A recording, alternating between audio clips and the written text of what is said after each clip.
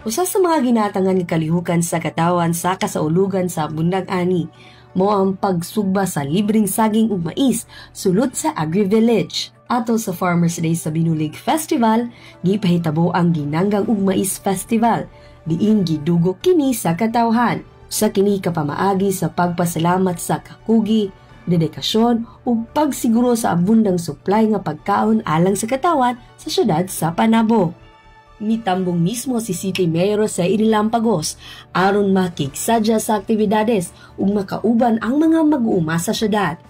Ani pa niya, paningkamutan niya kauban ng City Agriculture Office nga ang saktong suporta mahatag sa mga mag-uuma ug mandadagat sa syudad sa Panabo.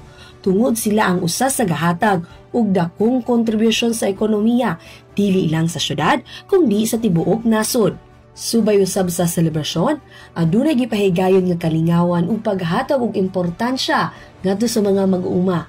Pinaagi sa pinaka-contest og corn toss, research exhibit ug techno-clinic, crops relay o amazing relay, concoction making ug Mr. and Miss Ani at Ganda 2025.